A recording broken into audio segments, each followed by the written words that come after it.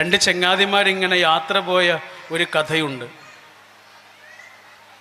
രണ്ടാളും നല്ല ചങ്ങാതിമാരാണ്. അങ്ങനെ യാത്ര പോകുന്ന സമയത്ത് അവർ തമ്മിൽ എന്തോ ഒരു വഴക്കുണ്ടായി. അപ്പോൾ ഒരാൾ മറ്റേയാളെ അടിച്ചു. നല്ലോണം അടി കിട്ടിയിട്ട് ഇയാൾ തിരിച്ചൊന്നും ചെയ്തില്ല. ഇയാൾ ആകെ ചെയ്തത് എന്താണെന്നറിയോ? അവിടെ നിലത്തിരുന്നിട്ട് മണലിൽ ഇങ്ങനെ എഴുതി വെച്ചു. എന്ത്? ഇവിടെ വെച്ച് എൻ്റെ ചങ്ങാതി എന്നെ അടിച്ചു. യാത്ര കഴിഞ്ഞിട്ടില്ല, യാത്ര പിന്നെയും തുടർന്ന് പോവുക. കുറേ ദിവസങ്ങൾ കഴിഞ്ഞു. അവരൊരു പുഴ കടന്നിങ്ങനെ പോവുക. നല്ല വെള്ളമുണ്ട്. അതിൻ്റെ ഇടയിലൂടെ ഓരോ പാറക്കല്ലുകളുണ്ട്. ആ പാറക്കല്ലിലൊക്കെ ചവിട്ടിയിട്ട് ഇങ്ങനെ പോവുക. പാറക്കല്ലിൽ ചവിട്ടി പോകുന്നതിനിടയിൽ ഒരാളിങ്ങനെ തെന്നിപ്പോയ സമയത്ത് മറ്റേയാളിങ്ങനെ ചേർത്ത് പിടിച്ചു, വീഴാതെ പിടിച്ചു. ഈ വീഴാതെ പിടിച്ചതാരാന്നറിയോ? നേരത്തെ അടിച്ച ആളാണ്. അപ്പം മറ്റേയാളില്ലേ, പുഴ കടന്ന് അക്കരെ എത്തിയ ശേഷം ആദ്യം ചെയ്തത് എന്താണെന്നറിയോ? അയാളുടെ സഞ്ചിയിലൊരു കത്തിയുണ്ട്. ആ കത്തി എടുത്തിട്ട് പാറക്കല്ലിൽ ഇങ്ങനെ എഴുതി വെച്ചു. എന്താ എഴുതി വെച്ച്? ഇവിടെ വെച്ച് എൻ്റെ ചങ്ങാതി പുഴയിലേക്ക് വീഴാതെ എന്നെ കാത്തു രക്ഷിച്ചു. മറ്റേയാൾ ചോദിച്ചു, അതെന്താ? ഇന്നലെ ഞാൻ അടിച്ച സമയത്ത് മണലിലാണല്ലോ എഴുതിയത്. ഇന്നലെ ഞാൻ അടിച്ച സമയത്ത് വേദനിപ്പിച്ച സംഭവം മണലിലാണല്ലോ എഴുതിയത്. ഇന്ന് ഞാൻ സ്നേഹിച്ച സംഭവം പാറയിലാണല്ലോ കൊത്തിവെച്ചത്. അപ്പം അവൻ പറഞ്ഞു, അതങ്ങനെയാണ്. വേദനിപ്പിച്ച ഓർമ്മകളൊക്കെ മണലിൽ എഴുതിയാൽ മതി. ഒരു കാറ്റ് വന്ന് അതിനെ മറച്ചു കളയട്ടെ. പക്ഷേ സ്നേഹിച്ച ഓർമ്മകൾ അങ്ങനെയല്ല. അത് നമുക്ക് വേണം. വരാനിരിക്കുന്ന നമ്മുടെ കുട്ടികളും അത് പറയണം. നമ്മൾ സ്നേഹിച്ച കഥകളില്ലേ, വരാനിരിക്കുന്ന തലമുറകൾ പറയണം. നമ്മൾ ദ്രോഹിച്ച കഥകളല്ല. അതൊക്കെ മണലിൽ എഴുതിയാൽ മതി. അതൊക്കെ മാഞ്ഞു പോകണം, ബാക്കിയാവരുത്.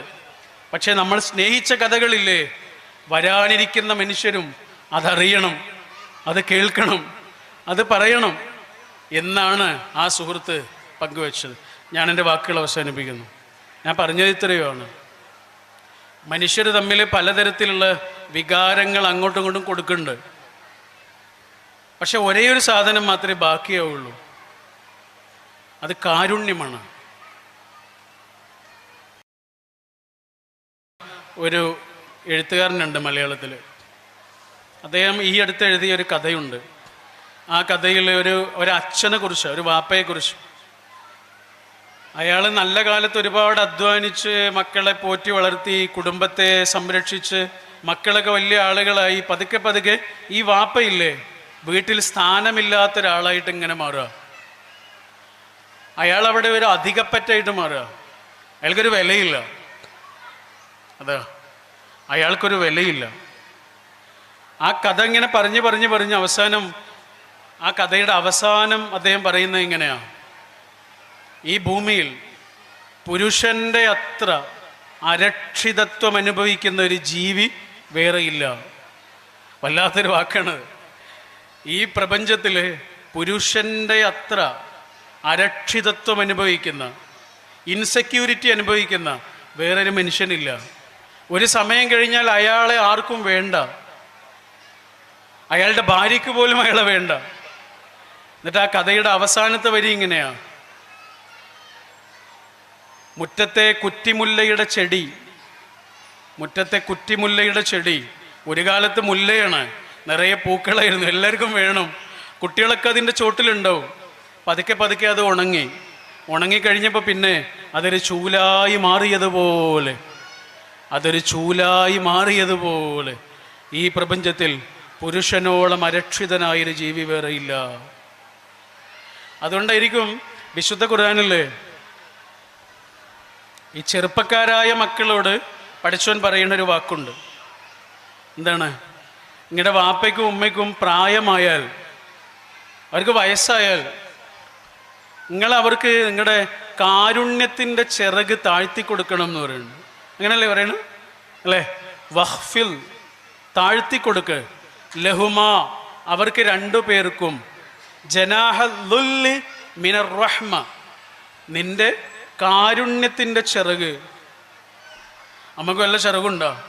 എനിക്ക് ചിറകുണ്ടോ? നിങ്ങൾക്ക് ചിറകുണ്ടോ? പിന്നെ എന്താണ് ഈ പറയണേ? കാരുണ്യത്തിൻ്റെ ചിറക് കൊടുക്കണം എന്നല്ല പറയണ, കാരുണ്യത്തിൻ്റെ ചിറക് താഴ്ത്തി കൊടുക്കണം എന്നാ പറയണ. എന്തൊരു വാക്കാണല്ലേ, എന്ത് രസമുള്ളൊരു വാക്കാ. നിങ്ങളെ കാരുണ്യത്തിൻ്റെ ചിറക് താഴ്ത്തി കൊടുക്കണം എന്ന് പറഞ്ഞാൽ എന്താ? അവർക്കിങ്ങനെ എത്തിപ്പിടിക്കാൻ പ്രയാസം ഉണ്ടാവരുത്, അതാ. അവർക്ക് കിട്ടാതെ പോകരുത്, അവർക്ക് നമ്മളെ കിട്ടാതെ പോകരുത്. നിങ്ങൾ അവർക്ക് അവൈലബിൾ ആയിരിക്കണം, അതാണ് പറഞ്ഞത്. ഖുർആൻ അത് കവിത പോലെ പറഞ്ഞു എന്നേ ഉള്ളൂ. പറഞ്ഞത് ഇത്രയാണ്, നിങ്ങളെ കാരുണ്യം അവർക്ക് കിട്ടണം, അവർക്ക് കിട്ടാതെ പോകരുത്, അവർക്ക് അവൈലബിൾ ആയിരിക്കണം. ഗൾഫിലുള്ളൊരു ആൾ പറഞ്ഞൊരു സംഭവമാണ്. അദ്ദേഹത്തിൻ്റെ മകനെയും കൊണ്ട് ഷോപ്പിംഗ് മാളിലേക്ക് പോയി. ഭാര്യയല്ല, മോനും പാപ്പയും മാത്രം. ചെറിയ മോനാണ്, ഒരു 3 വയസ്സൊക്കെ ഉണ്ടാവും. അവരിങ്ങനെ നടന്ന് ഷോപ്പ് ചെയ്യുന്നതിനിടയിൽ ഈ കുട്ടിയെ കാണാനില്ല.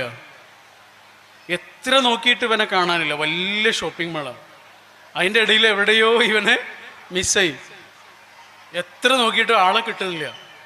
അവസാനം 2-2.5 മണിക്കൂർ നേരം കഴിഞ്ഞിട്ടാണ് ആ വാപ്പയുടെ മുന്നിൽ ഈ കുട്ടിയെ കിട്ടുന്നത്. അയാൾ അവനെ കെട്ടിപ്പിടിച്ച് കരയാണ്. സന്തോഷം കൊണ്ട് അയാൾക്ക് നിയന്ത്രിക്കാനാവാതെ കരഞ്ഞ് അയാൾ അങ്ങനെ തിരിച്ചു വീട്ടിലേക്ക് വരുമ്പോൾ അയാൾ എന്താ ചെയ്യുന്നതെന്നറിയാം? നാട്ടിലേക്കുള്ള ടിക്കറ്റ് എടുത്തിട്ടുണ്ട്. ഭാര്യയോട് ചെന്നിട്ട് വിവരമൊക്കെ പറഞ്ഞപ്പോൾ ഭാര്യ ചോദിച്ചു, അതല്ല മോനെ കിട്ടിയില്ലേ, ഇനി എന്തിനാ നാട്ടിലേക്ക് പോണേ? മോനെ കിട്ടിയല്ലോ, പിന്നെ എന്തിനാണ് നാട്ടിലേക്ക് പെട്ടെന്ന് പോകുന്നതെന്ന് ചോദിച്ചു. അപ്പം അയാൾ പറഞ്ഞ വാക്ക് ഇതാണ്: 2.5 മണിക്കൂർ നേരം എൻ്റെ കുട്ടിയെ കാണാതായപ്പോൾ എൻ്റെ ഉള്ളിലുണ്ടായൊരു തീയുണ്ട്. 2 കൊല്ലമായിട്ട് എന്നെ കാണാതിരിക്കുന്ന എൻ്റെ ഉമ്മാൻ്റെ മനസ്സിലെ തീ എത്രയാവുമെന്ന് എനിക്കിപ്പോഴാണ് മനസ്സിലായത്. അത് മനസ്സിലാകാൻ എനിക്കിപ്പോഴാണ് പറ്റിയത്. എനിക്ക് നാട്ടിൽ പോയേ പറ്റുള്ളൂ, ഉമ്മനെ കണ്ടേ പറ്റുള്ളൂ.